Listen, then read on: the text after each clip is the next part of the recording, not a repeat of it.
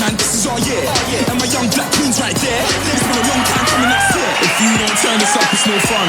You ain't heard of us, you're so dumb. Can't be scared of push your youth. You can have the girl in the time to win down. Hello, you cunts. Black Power, how you doing?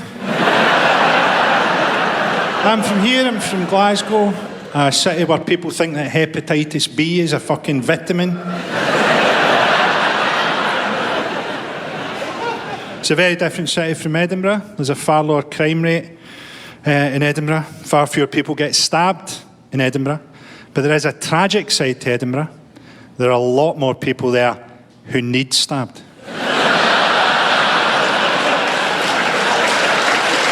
Oh, I should say, if you're not from here, there's going to be quite a lot of swearing in this show.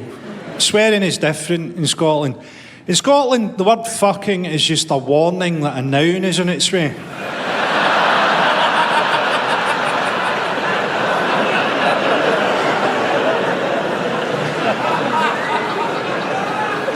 I think the most I laughed last year, I actually fell down onto my knees laughing at this. I went to a personal trainer in Glasgow. That's not the joke. I went to a personal trainer who had a moustache. Now, when I tell English audiences this, they never quite get it, but we know, don't we? Any Scottish guy with a moustache is fucking psychotic. Remember, like Graham Souness back in the day? They all speak as if they're trying to hold back some kind of dreadful memory. And this guy actually said this to me, right? He went, Mr. Boyle, I can see from your food diary that yesterday for dinner you ate a bag of chocolate money.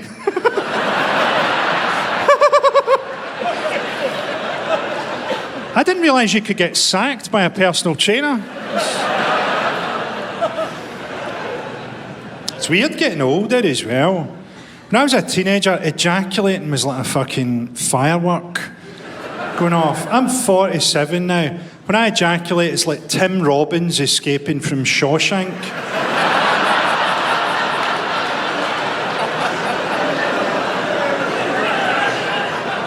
I think I get less interested in sex as I get less capable of having sex. I couldn't really lift a woman up against a wall anymore.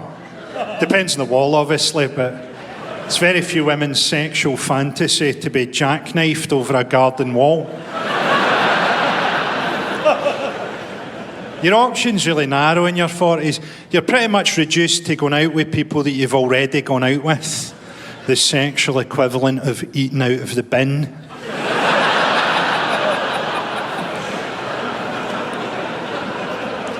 I mean, there's upsides, obviously. You know, I've got kids now, that's amazing.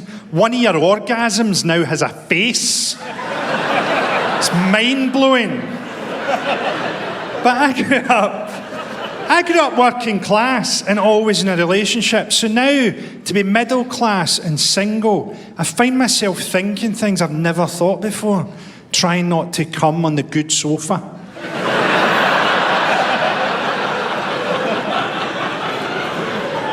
I really give a shit about my appearance.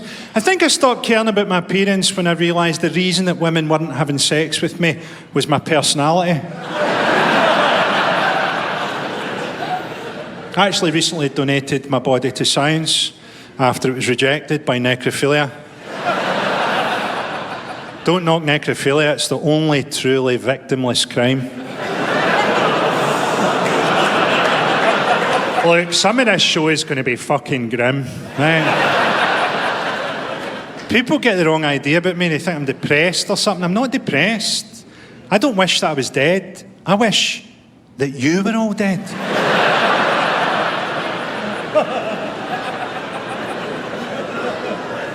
We had a scandal around comic relief this year. Now, I've always felt that comic relief should be done on a pay-as-you-laugh kind of a basis. You watch it, you pay a little something every time you laugh. Mrs. Brown's Boys do a sketch and end up owing Chad £30 million. But there was a scandal because Stacey Dooley Instagrammed a photo of herself with a wee Ugandan boy. And the MP, David Lammy, he said, well, this is an element of white saviour complex to it. I think it did, because the colonial power in Uganda was Britain. Then we send Comic Relief over there and go, these people have nothing because we took it. People say, why don't they send black celebrities? Well, we don't have a black version of Stacey Dooley. That's why representation's so important. Idris Elba can't do everything, right? The guy is rushed off his feet at the minute. Oh, so the way things are here just now, if we sent Idris Elba to Uganda, he wouldn't definitely be allowed back into Britain. Like, there's a colonial side to British charity, it's true. Look at Yemen, right? We're the #1 provider of weapons and bombs and expertise to Saudi Arabia that they use to bomb Yemen, to engineer a famine in Yemen. At the same time, we're the #2 provider of aid to Yemen. And why not? Life gives you Yemen, you give Yemen aid.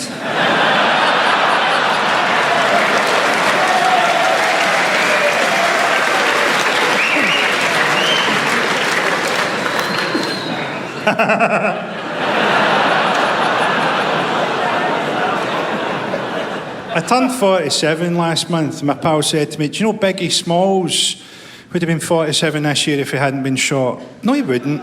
He wouldn't have made it past the invention of stuffed crust pizza.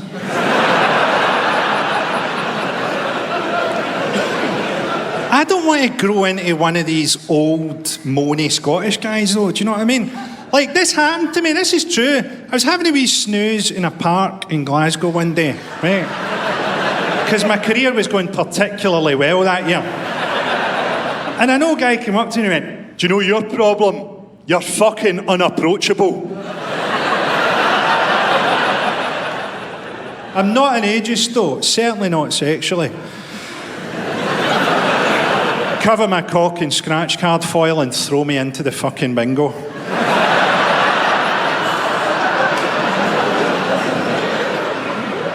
I think our old people get annoyed because they don't get the same respect that old people got when they were younger. That's because old people when they were younger had fought against the Nazis. All our old people have fought against is gay marriage and type 2 diabetes. There's upsides to it as well, obviously, you know. Man and uncle, they were married for 52 years. And do you know what? They died within hours of each other. Because he nailed all the windows shut before setting fire to the house.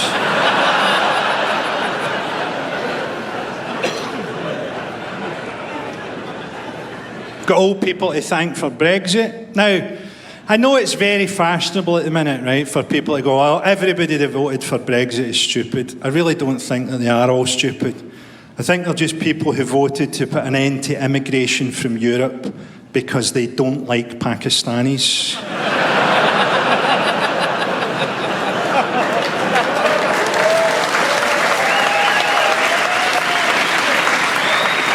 Imagine what it's like being an immigrant in Britain at the minute, being told that you need to integrate more by people who spend their holidays pointing at a picture of egg and chips on a menu.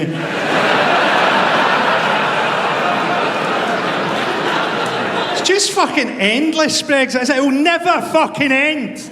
It will never fucking end. It's like you've jumped out of one of the towers on 9/11 and just before you hit the ground, someone opens a manhole cover.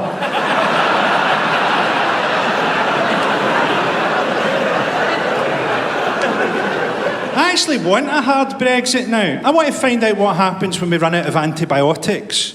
Oh, I've bitten my tongue. Goodbye. Goodbye, everybody. Let's have a no-deal Brexit and find out how many people with asthma are faking it.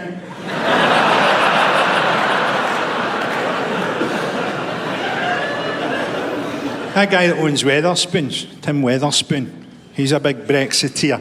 He said he's going to stop selling champagne in Wetherspoons. Listen, mate, nobody who's drinking in Wetherspoons is fucking celebrating, okay?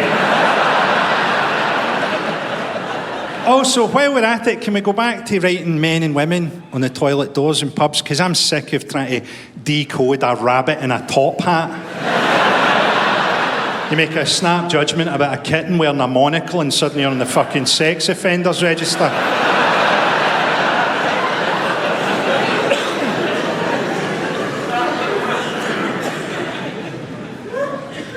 It's a nasty cough you've got there, mate. You all right? I can throw you water from here. You okay? My uncle had that exact same cough, and he died from cancer. He was given 3 weeks to live.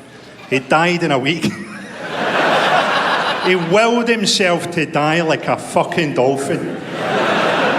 But you know what he didn't do? Didn't go out at night and ruin other people's entertainment.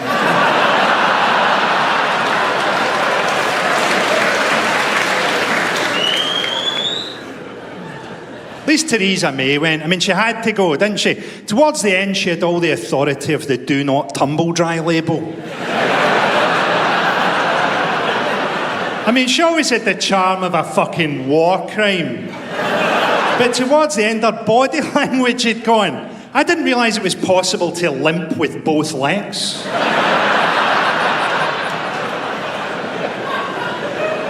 So now we've got Boris Johnson, an evolutionary dead end of the honey monster. A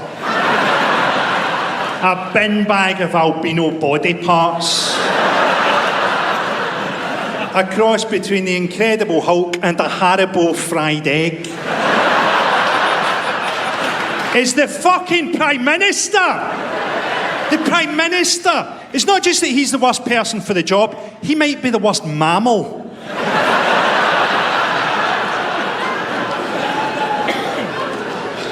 And let's not forget how they create these people. They're created in the public school system. That's where they lose their empathy. They're forged in a crucible of hierarchical sodomy. That's why they don't get along. The last time the cabinet saw eye to eye, it was over the back of a weeping first year.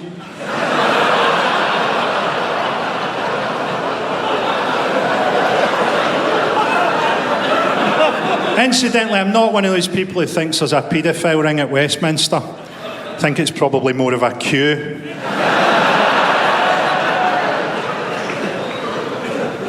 I tell you what gets me with Brexit, right? Is these, I'm looking forward to it actually, these free market Tories that have spent their whole career going, oh, let's let the market decide. The market will make that decision.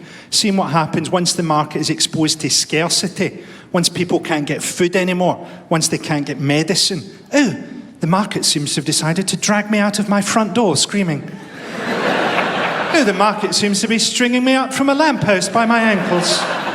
Oh, the market seems to have decided to slash my throat open and give me a jolly old halal send-off.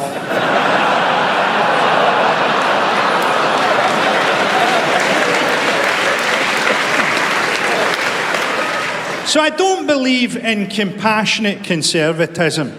I think compassionate conservatism generally extends to occasionally their MPs allow prostitutes to wear knee pads. Yeah. Look at Jacob Rees-Mogg. Is he fucking compassionate? He's so weird and elongated.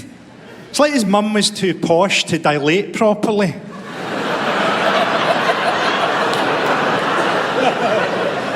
The reason I don't like Jacob Rees-Mogg is he has this faux reasonableness to him, doesn't he? And yet we know he voted against same-sex marriage. We know he thinks that homosexual sex is prohibited by the Bible. Where is any of that in the gospel? Who is gayer than Jesus? Jesus is one of the gayest characters in all of fiction. It says in the gospel, he rode an ass. Even if you don't think that. He hung about with lepers. Lepers. Are you really saying he's going to be squeamish about seeing two men kissing?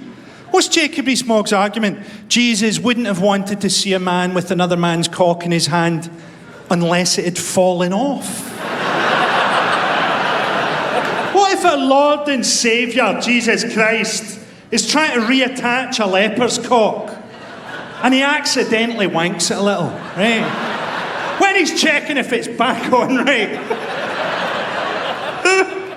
Got to check if it's back on, haven't you? It's not even an accident, really. Jesus has just been thorough. You know, he's got a background in carpentry. He's going to do a good fucking job of this thing, right? What happens then?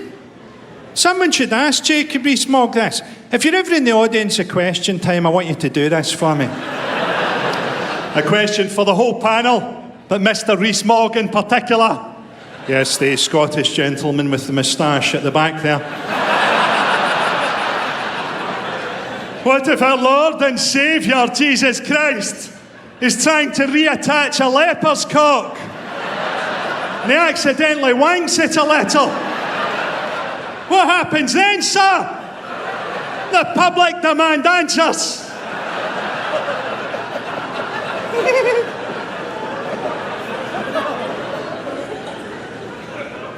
So I don't trust Jacob Rees-Mogg. He looks like he owns the laboratory that Michael Gove escaped from. I always think that Michael Gove looks like he'd have porn on his computer that's so weird it's legal. An amputee comforting a lobster. He's definitely the creepiest looking one, isn't he, Gove? He sort of looks like a haunted ventriloquist dummy carved from the yew tree that Operation Yew Tree was named after. It's like someone tried to cheer up the children on a cancer ward by drawing a happy brain tumour. Oh, and that was too much for some of you, okay. Nice to know where the line is. Childhood cancers. We'll stick to adult cancer from now on, don't worry. It's going to be fine. I think there'll be upsides to Brexit, obviously. I think it'll be nice for the Irish to watch a British famine.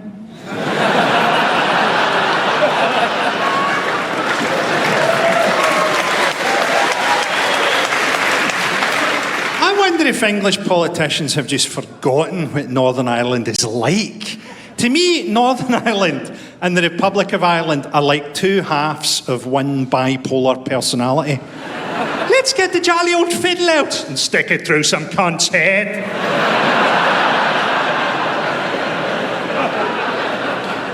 It terrifies me over there. Even just the number of places that begin with the word kill. I'm from Kill a Few More. Just up the road from Kill 'em All Again.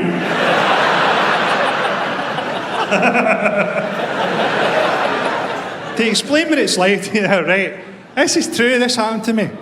I did a gig a couple of years ago in Belfast. It was technically it was for Sinn Féin, right? It was a festival of Irish language or something, right? So I go over, well, when I'm announced as being on there are fucking protests, right? There's like pickets and stuff in the street, right? And on some quite profound level, I don't give a fuck. So I thought, well, I'll do it anyway. But when we get off the ferry, we got met by these two guys, one of whom looked like a pretty successful heavyweight boxer. I said, who are you? And he went, I'm here as an advisor. And my support actor at the time, he's a great big jolly character. He went, what would you say if I said you seem like something a wee bit more than an advisor? I went, I'd advise you to shut the fuck up.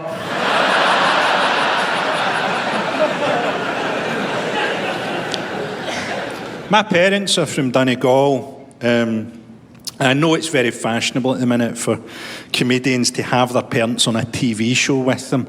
Not an option if your parents are 80 and from Donegal. I don't trust elevators. And I'll tell you what else I don't trust. Ham. My parents have very, very mournful Donegal voices. Very, very sad voices indeed. My dad could make the lyrics to Zippity-Doo-Dah sound like a fucking cancer diagnosis. An adult cancer diagnosis, I would add. I know we've got limits around here. When I was growing up, there was still quite a lot of anti-Irish racism in Glasgow, which had two parts to it. One was Irish people are really stupid, and the other part was Irish people are taking Scottish folks' work, which wasn't even true. Right? It's an incredible self-own when you think about it. If they import any more idiots, I'm going to be out of a fucking job here.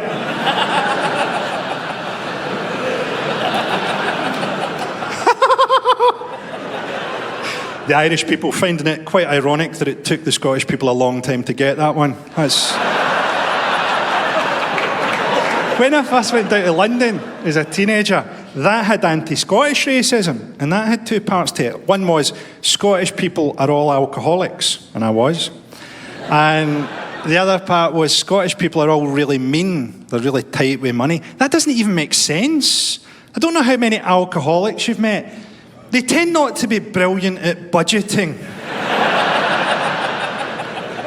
Of all the mornings I woke up going, oh, what the fuck did I do last night? I never discovered that I'd changed energy provider.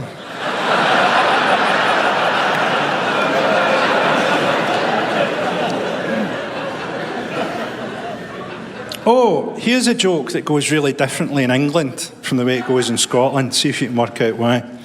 When I was at school, there were two guys in my class who were really badly bullied, but luckily it didn't affect them in later life because they both committed suicide.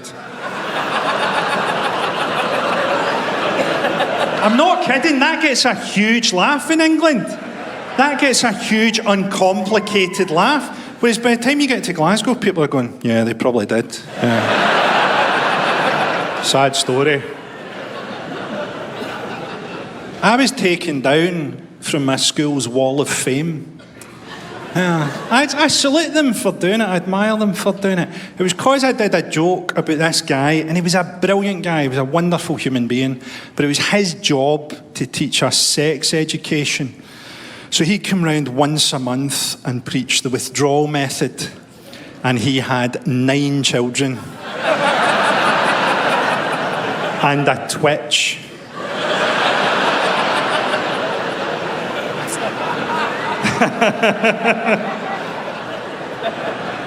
I'm always amazed the Catholic Church still take the moral high ground about anything. After the stuff the priests did, even that incense was just so that they could create a fog that they could emerge from. You'd smell that at school, everyone would scatter. One wee asthmatic boy would go missing. What happened to Gregor? The last I saw, he was being raped by a cloud.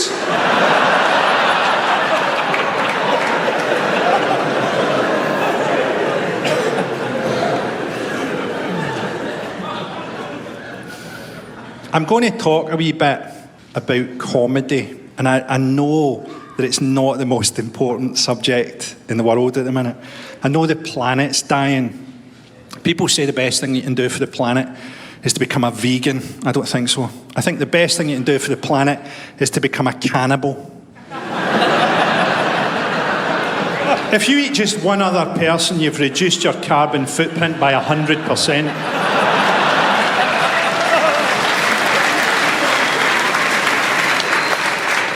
If you really want to make a difference, eat a pilot.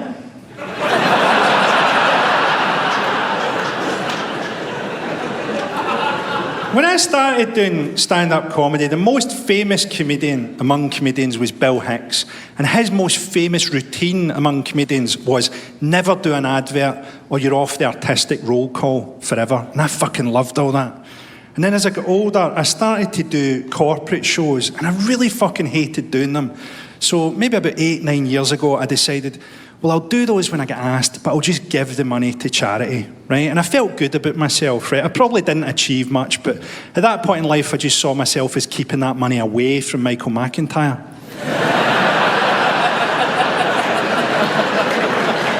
But, then I thought, if you did that and you felt good about yourself, why didn't you just do adverts and give the money away? Because I got offered adverts. I got offered an advert by Scottish Blend. Admittedly, I can't imagine what that advert could have been like. People who drink Tetley, fuck kids.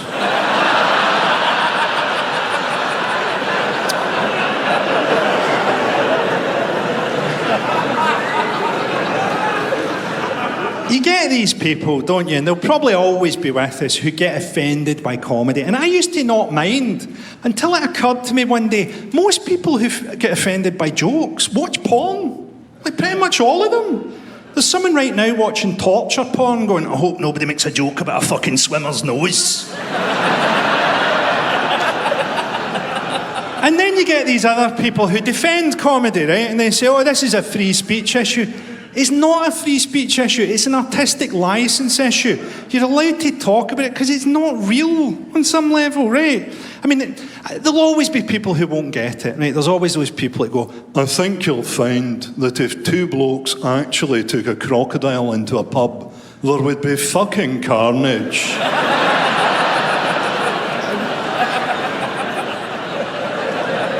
But it's not real, so we get to joke about it. I think people sometimes get confused with how they use humour in their own life with what this is. So most people use humour as a form of politeness, as an icebreaker. This isn't that. This is sentences that end in a very surprising way. It's hard to surprise people politely. Excuse me, I'm terribly sorry. Boo. I got a lot of flack a few years ago for doing some jokes about the Paralympic opening ceremony. And I've never seen why you wouldn't do exactly the same jokes about the Paralympic opening ceremony that you do about the Olympic opening ceremony. They're literally the same occasion. And the jokes had a point to them. They weren't just mockery. Right, so the one the papers hated the most was the Saudi Arabian Paralympic team are mainly thieves.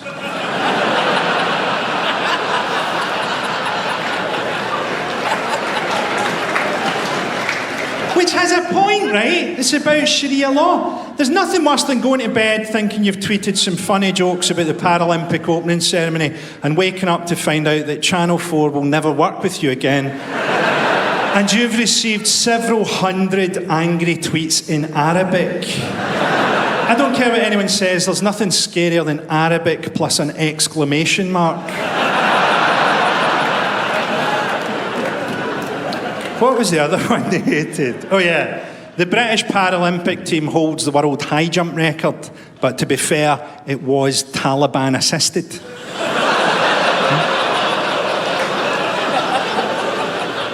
Also has a point, right? Not everybody has to like the point, but the point is, in among all these distractions, Britain was still fighting 2 wars. So I don't like people who lash out at jokes. At the same time, I don't like people who lash out at political correctness. I think it's lazy, and I think it sometimes encourages people to dismantle stuff that protects them. So I'll give you an example. There's a guy I talk to a lot in Glasgow. He's a homeless guy, and he was an alcoholic. I suppose that's why I talked to him, because I was an alcoholic. And in fact, papers, when they have a go at me, they still write that. They put alcoholic Frankie Boyle. It's a really strange way to attack someone, by bringing up the time in life when they were happiest. Oh, by the way, I only get this in London. Have you ever had this? People go, don't give him money. He'll only spend it on beer and fags. I'd always assumed that they were spending it on beer and fags. I've never given money to a homeless guy and thought, well, I hope he's putting that into his ISA.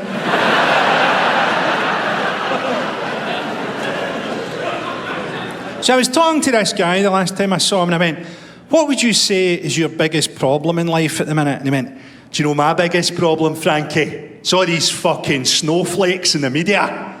It can't be. It just literally fucking cannot be. You're sleeping rough on the streets of Glasgow. Your biggest problem is actual flakes of fucking snow. So I was thinking about all this recently, right? I was watching Netflix.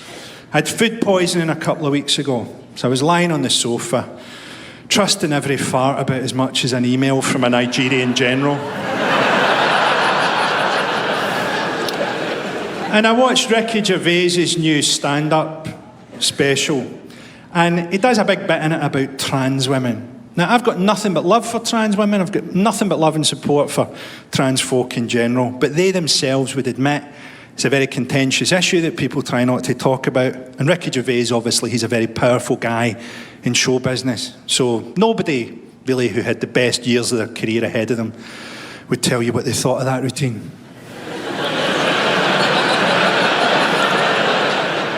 Ricky Gervais, he does maybe 15 minutes where he goes, well, if a trans woman can say that they're a woman, I can say that I'm a chimpanzee. I'm a chimpanzee. And my genuine reaction was, it's not that much weirder than Ricky Gervais saying that he's a stand-up comedian. I mean, look, we know Ricky Gervais, he's a brilliant actor, he's a brilliant writer, he's not a fucking stand-up comedian. Just because Ricky Gervais self-identifies as a stand-up comedian, am I supposed to say that he is one? It's fucking political correctness gone mad.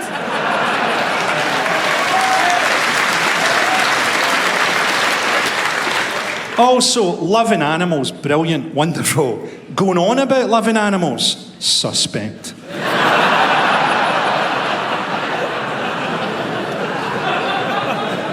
So I watched the whole of Ricky Gervais' show and I felt a bit like Fred Astaire watching a guy in calipers fall down a fucking escalator.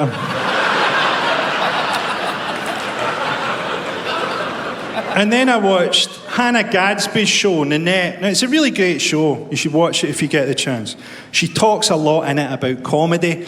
And her main point is that she feels that herself as an oppressed person, she's often used her comedy to let the audience off too lightly. She makes a lot of really good points. I think the problem with stand-up comedy is that it simplifies stuff. It's hard to get at the truth when you've got to get a lot of regular laughs. And sometimes I think, am I trying to get the truth here, or am I trying to just tell funnier lies? So, for example, I think she simplifies some stuff in her show. She says stand-up comedy works by creating a tension in the audience that's then punctured with a punchline. I don't think mine works like that. You know, I think for me, the tension arrives in the punchline. My uncle always said, do something you love and you'll never work a day in your life. He did heroin.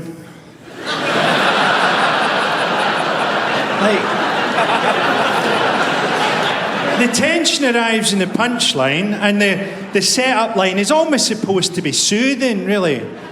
People say, don't they? They say that you only regret the things that you don't do. I don't know who said that first, but it's someone who's never broken 2 corkscrews trying to get an unlubricated parsnip out of their arse.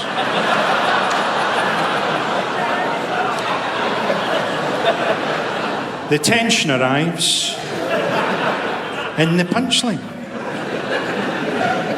When I first started doing stand-up comedy, I used to compare comedy clubs in Glasgow and Edinburgh, the Stand Comedy Club mainly, and usually at a weekend. And at the time, Comedy Gold in Scotland was doing a Ned voice. What the fuck's that all about? What are you fucking talking about? People fucking loved stuff about Neds. And I'm sure I'm not blameless, right? I remember I had a line about the sort of women who announce they're pregnant by switching to menthol fags. But it was that voice, that was what people wanted, right? See, if you told the truth about that voice, I don't think it could have been contained within a comedy show. Certainly not a weekend. What's that fucking Ned voice all about? Well, it probably comes from the fact that they're brought up in single-parent families by their mothers. And that's the pitch of a woman's voice with anxiety in it as she tries to raise her children to some kind of safety while compartmentalising her own upbringing of horrendous neglect and abuse. Anyway, it's time for your headline act. Let's come on here.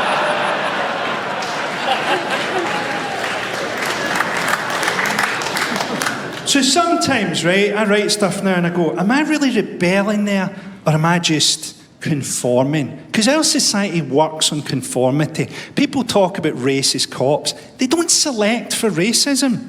Right? There isn't a test where they go, I'm afraid you've failed. You've answered several questions about the history of Motown correctly. They test you for conformity so that you'll just nod along with structural racism. And sometimes I say to myself, well am I conforming? So like, I compared Live at the Apollo a couple of years ago, which is a type of conforming in itself. And at the time, you're supposed to do jokes on all these celebrities that they've got down the front. And one of them is this really brilliant female boxer who I really admired. I'd followed her whole career.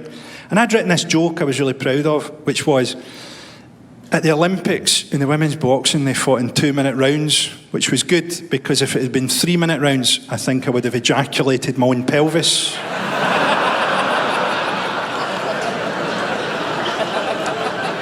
And you know, I really laughed when I wrote that. I thought, that's fucking hilarious, because you'd never see... Arroz nesta dor.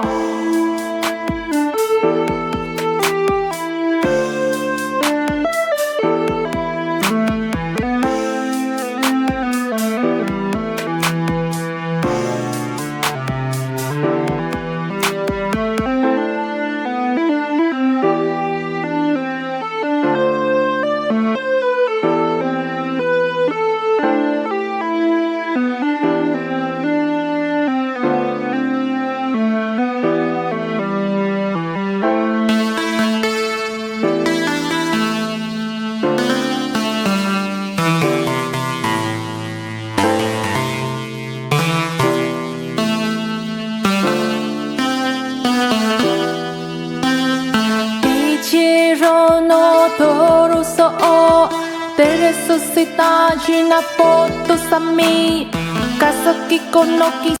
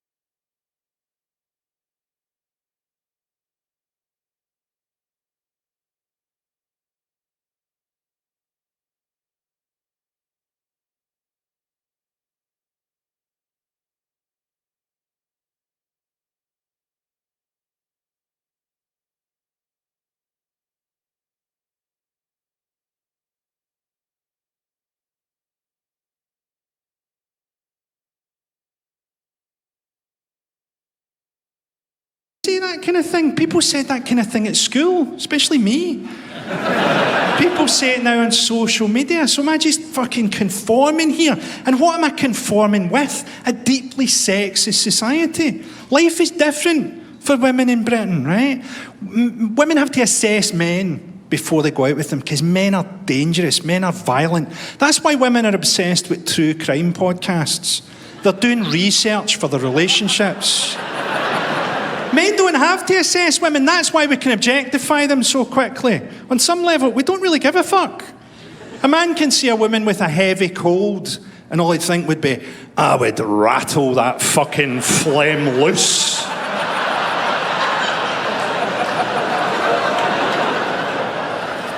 But look, this stuff bleeds over into real life. We could argue about how much, but now we get like men's rights activists, you know, campaigning for all the shit they campaign for, fucking anonymity for rape suspects. Presumably they don't want them to lose the advantage of surprise or something.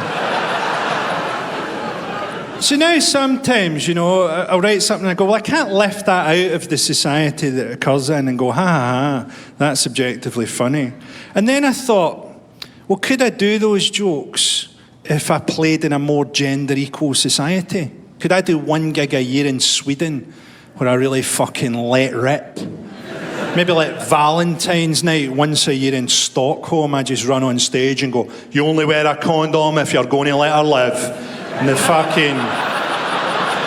Swedish people are on their feet applauding. There's tears of laughter and emotion running down their faces. His work is greatly misunderstood.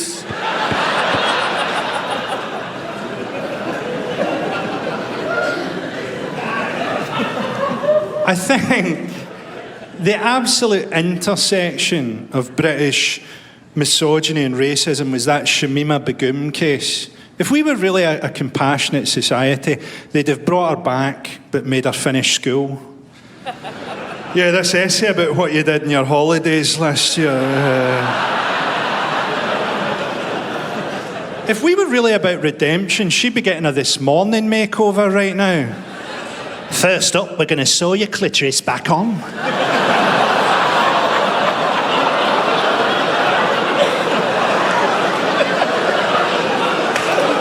See, I'm quite interested in the reaction to that. It varies, doesn't it? I think it's because of what we've just been talking about, right? See, when I write those jokes now, which I think are funny but sort of empathyless sometimes, I usually think to myself, you're probably missing the real joke then.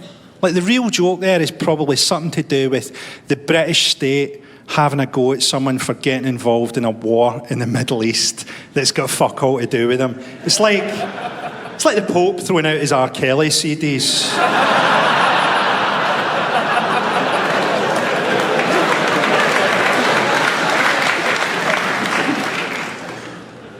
I'm quite a shy person in real life. I'm quite a reserved person. I don't make a lot of eye contact, and yet I will lock eyes. I will lock eyes with a shitting dog.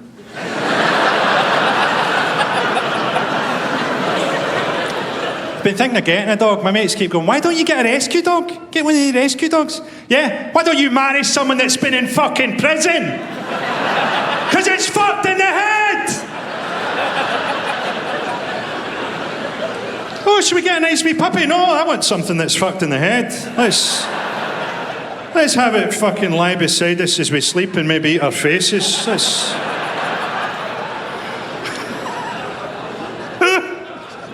Rescue dogs are paedophiles' puppies that have grown up. They should all be put down, okay? I don't really think that.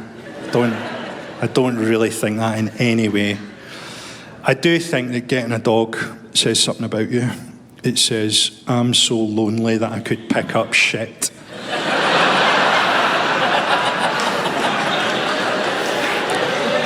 I don't mind people getting a dog. It's when they get a second dog because the spaniel's seen through them. Let's hope this Labrador's a bit less judgmental.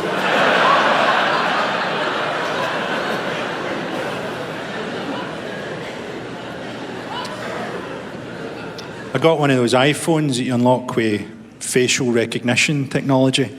I think the trick is to set it to your cum face. So if you get mugged for your phone, at least they're going to have to wank you off first.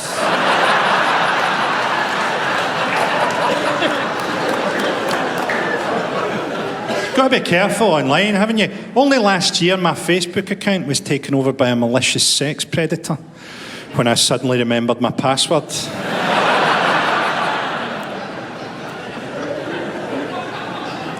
There's always a moment for everyone, isn't there? There's always a moment when you lose your childhood innocence. For me, I think it was the moment when I realised that Santa's sperm tasted exactly the same as my dad's.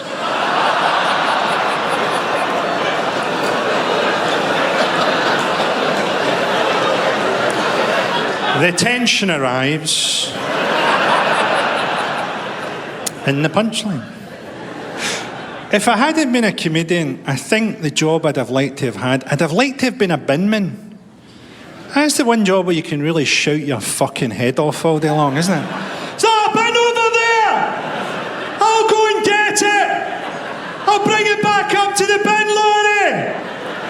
There's another one. You get that one. I'll meet you up in the bin lorry. I'll drive the bin lorry forward a bit. You two get the bins.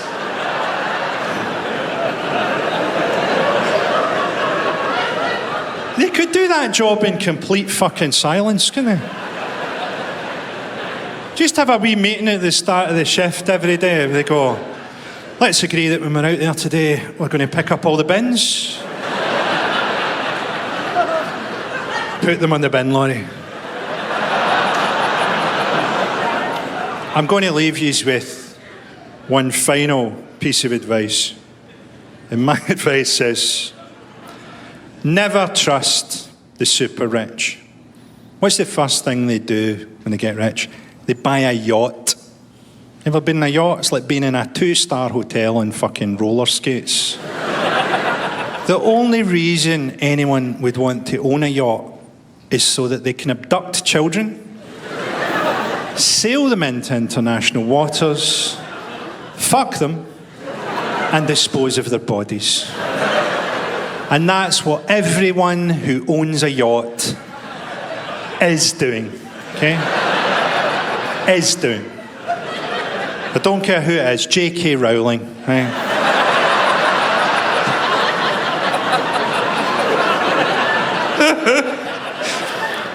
I have to say, for legal reasons, that J.K. Rowling is not fucking and killing children in international waters, to the best of my knowledge. That's what's happening out there. Sea levels aren't rising.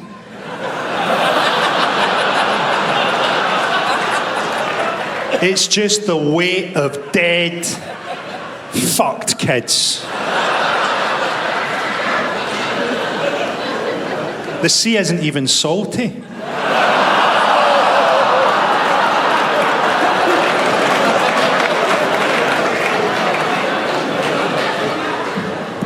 Do you know there are now hotels for the super rich that are so exclusive that when you phone down and ask for an extra pillow, that's actually a code word. It's actually a code word for a prostitute. Imagine that, you phone down, you ask for an extra pillow, And a prostitute turns up. Now you have 2 prostitutes. And only 1 pillow to smother them with. Let's hear it one time for all your lovely hard-working staff. Thank you.